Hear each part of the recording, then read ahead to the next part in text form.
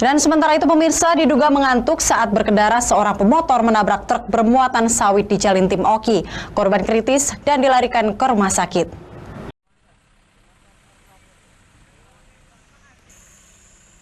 Seorang pemotor mengalami kecelakaan di mana sepeda motor yang dikendarainya menabrak truk di Jalan Lintas Timur, tepatnya di Desa Muara Burnai, Kecamatan Lempuing, Kabupaten Ogan Komering Ilir.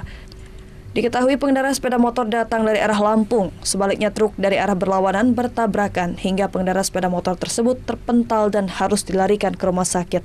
Sementara supir truk hanya mengalami luka lebam. Saksi mata mengatakan korban pemotor diduga kuat mengantuk dan menabrak truk bermuatan sawit yang sedang melaju dari arah berlawanan.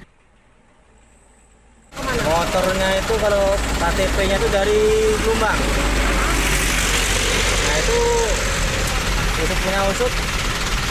Lagi ada masalah katanya motor itu. Jadi setelah itu mobil di sini nggak ada mobil, dia nabrak dewek. Oh, dia yang nabrak? Dia yang nabrak, bukan mobil yang nabrak ya.